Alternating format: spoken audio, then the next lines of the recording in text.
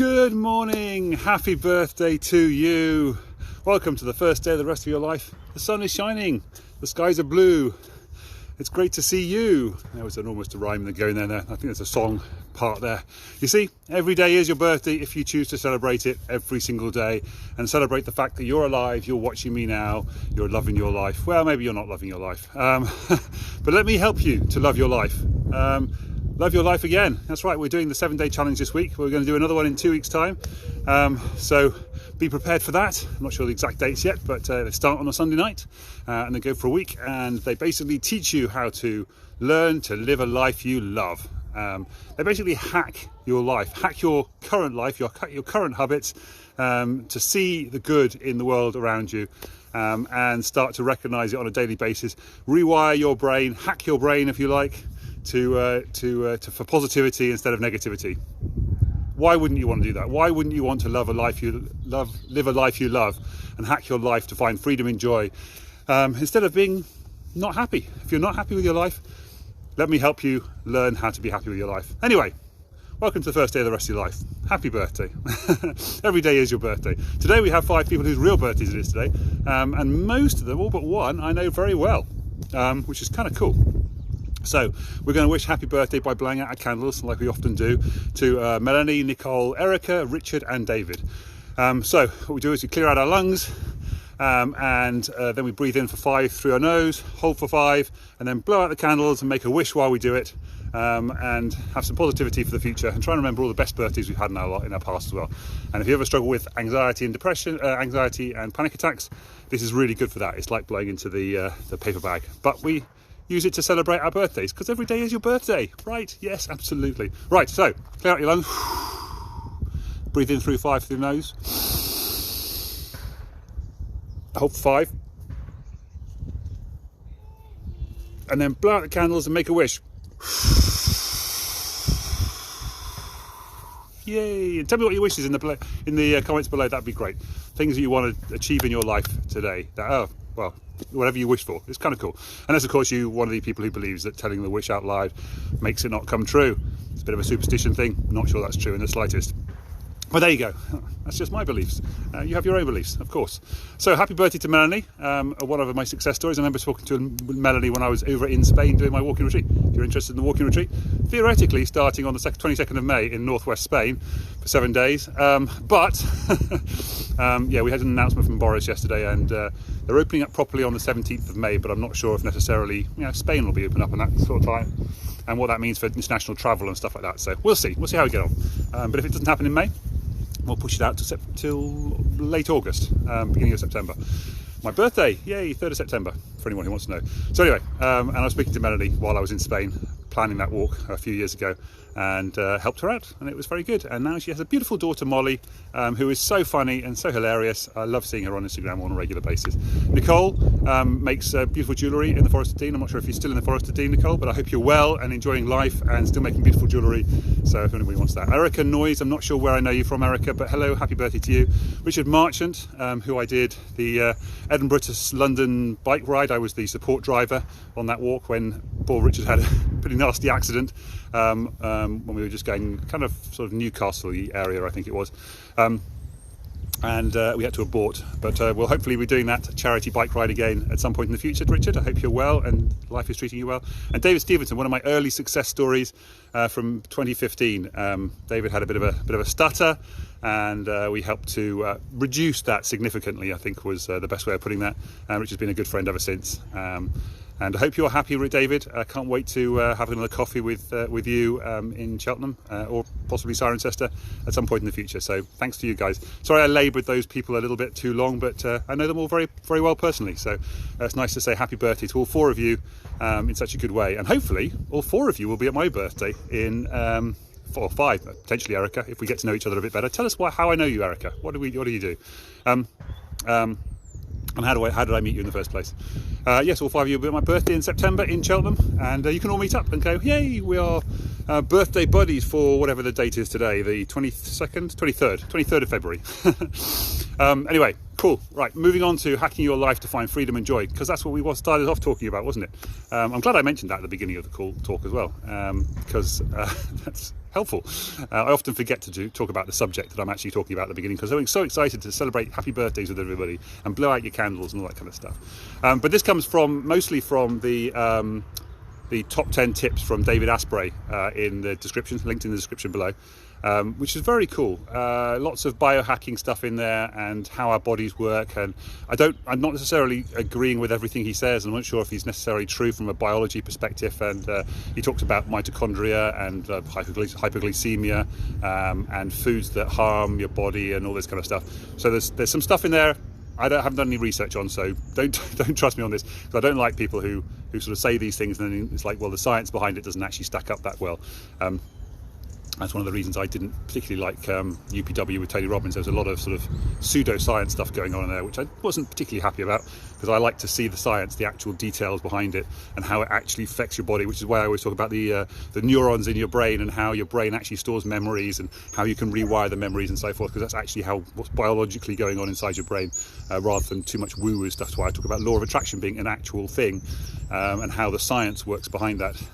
So yeah, so anyway, but I will be looking into this biohacking thing and the bulletproof coffee stuff that he talks about. Bulletproof.com is, I think, his website, and bulletproof coffee is one of the things he talks about on there. But also, yeah, some of the foods that harm and health and so forth him.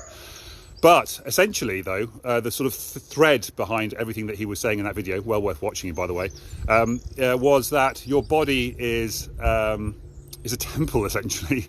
You need to treat it right if you want to live longer. So he talks about how you can put your body under small stresses every day to help it grow stronger. And this is brilliant, because this is what I teach. Teaching your brain to deal with anxiety by putting yourself into a situation where you're deliberately in control of the anxiety, and like holding your breath, for example, is a classic one of those. You take a deep breath, hold your breath as long as you like, and as you feel like you want to breathe out and breathe another breath in, that panic kind of feeling that you can get at that point, you're in control of that. So you have the ability, but you know that you can breathe if you want to, so you can control that anxiety. You can feel that anxiety, feel how it's going. When you feel like you want to procrastinate, stop and you just go, okay, well, let's just take 10 minutes and think about why I want to procrastinate, all that kind of stuff. So you're testing yourself and you're pushing yourself a little bit. Exercise is the same thing as well. When you exercise on a regular basis, you're pushing your body under a bit of stress, aren't you? And that's how you get stronger. You get stronger by pushing your body just beyond the point where it can't take it anymore, and then you rest. He talked very cool thing about doing sprints and so forth, and resting properly after exercise as well, so your body has a chance to recover, which is really cool. He talks about your body being a battery. I like this idea as well. I read the other day, and again I need to check this out, that a battery on your phone, you shouldn't charge it to 100%. You should go to sort of 90% and then down to sort of 20%. So you should keep it between sort of 90 and 20% on your battery, and then that keeps the battery lasting longer. I've heard this as well from there's a guy who takes electric cars apart and tests them and so forth. So he does done tested Tesla and so forth. Saw an interview with him a couple of weeks ago, and he said exactly the same thing. Don't charge your battery to 100%. It's bad for the battery. Kind of cool to know that. And your body's the same. You don't want to push it to 100% all the time. You want to stress it and then allow it to resist, allow it to rest and recover. You know, when you talk about, when you want to make batteries last longer, you charge it and then discharge it, discharge it, and make it stretch the time that it works, but not full to zero, 90 to 20, or 90 to 10, I suppose, realistically.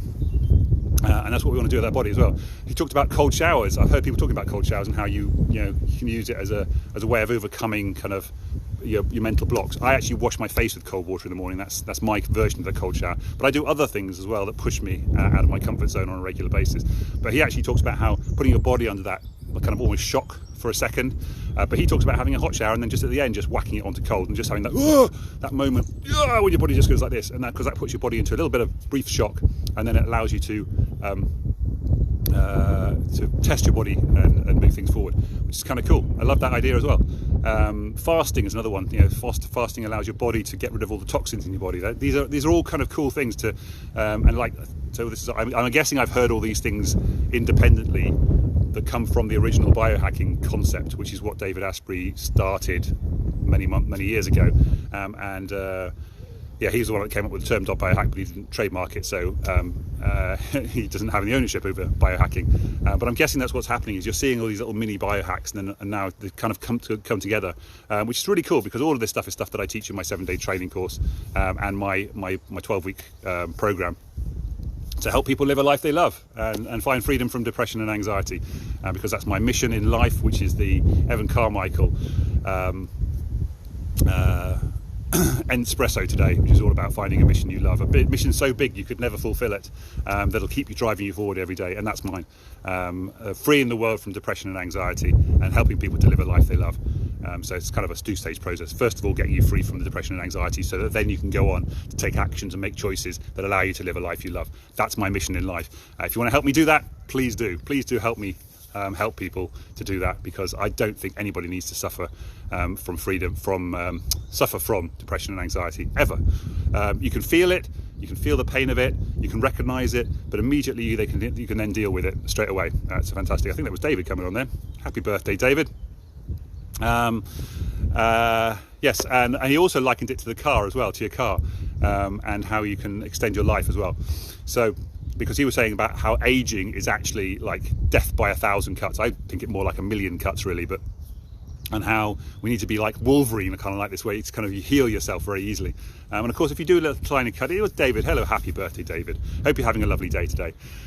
Yeah, so you have a little tiny cut and it heals quite quickly and easily. But if you don't heal that cut and you leave it open and you keep, or you pick at a scab and you just go, you have a little scab and it scabs over and your body's healing. But if you pick at it, you make it last longer and it just goes on and it's more painful for longer.